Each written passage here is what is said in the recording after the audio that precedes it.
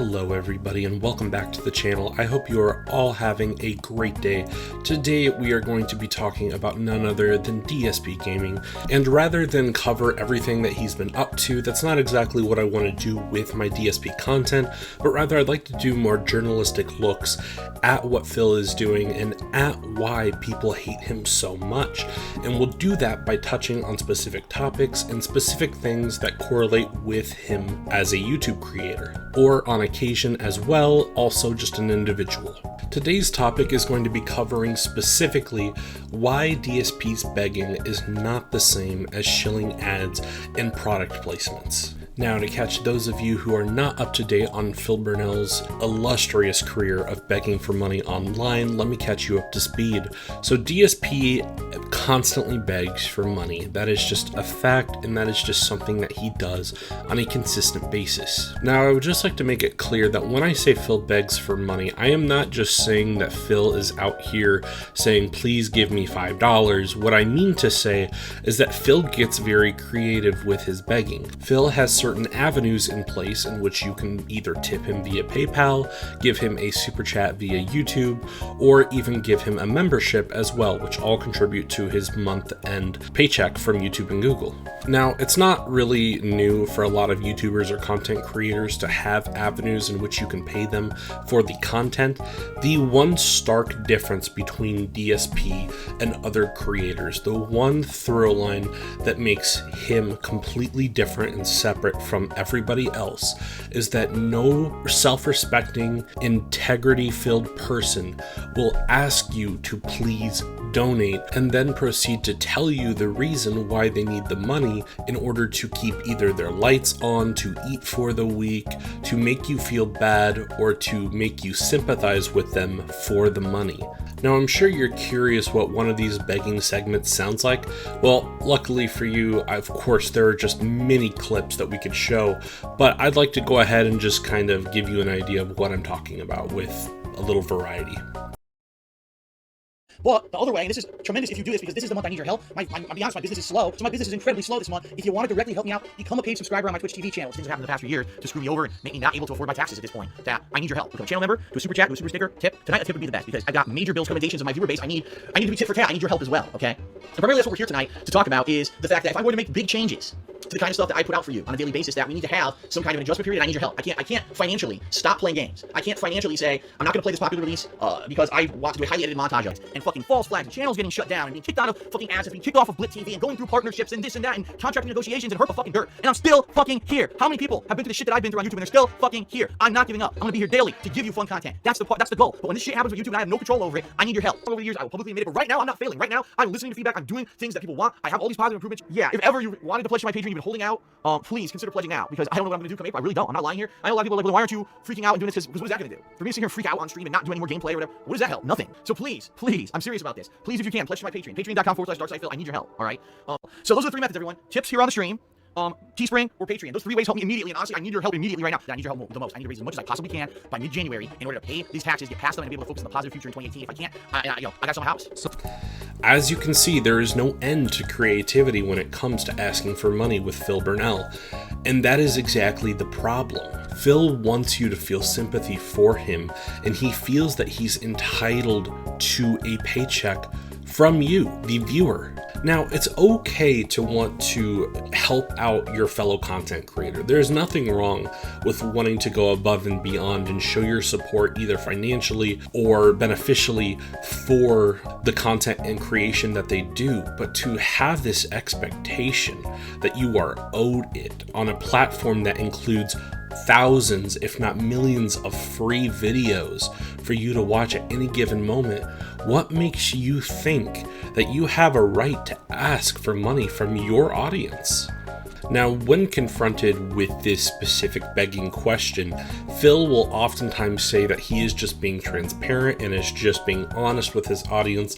However, you can be honest and transparent without being manipulative. And unfortunately, I don't believe that that is a quality that Phil has.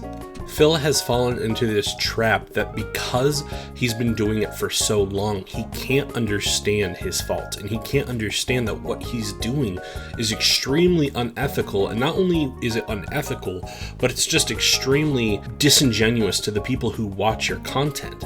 If the people who are watching your content are really true fans of yours, they should donate out of the goodness of their heart, not need to be talked into or convinced to donate.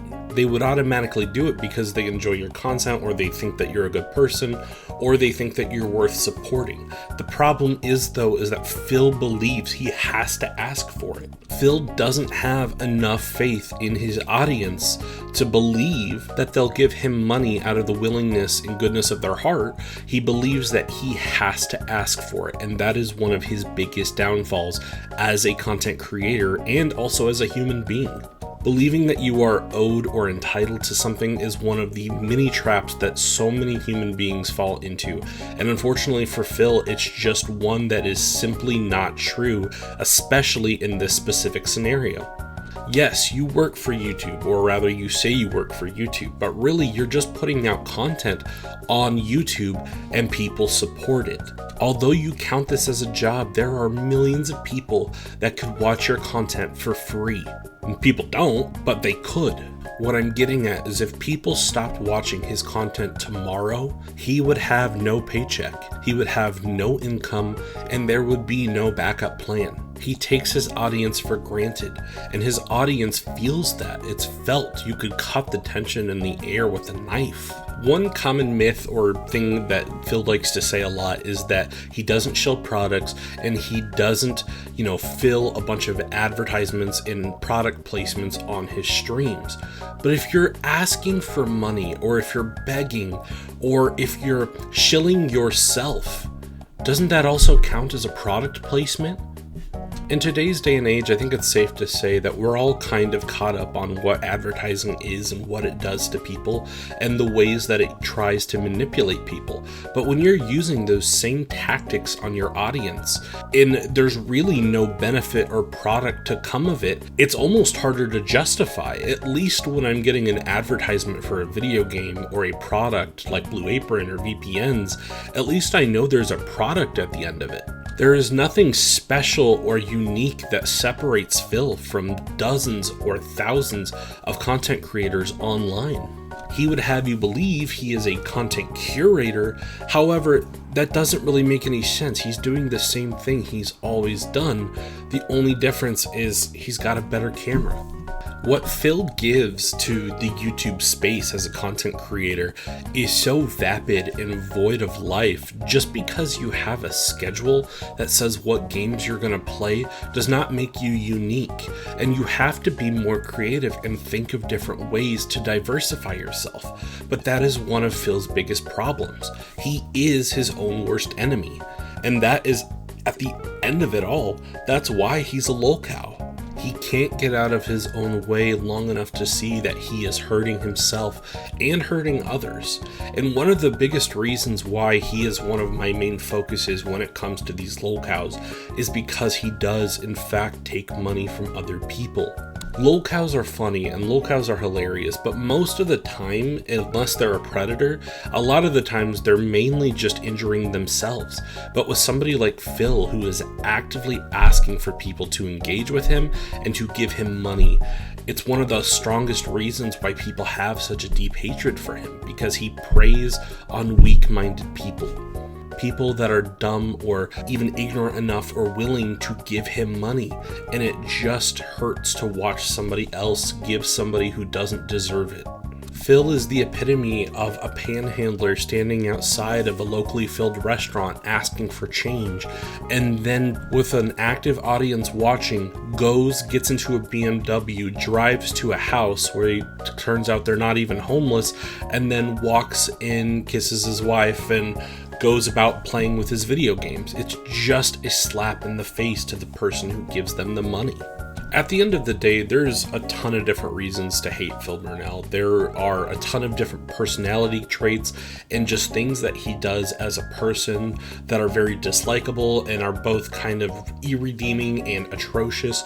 But at the crux of it all, at the core center of the reason why the internet as a whole hates DSP Gaming and Darkside Phil, it's because he asks his audience to pay him.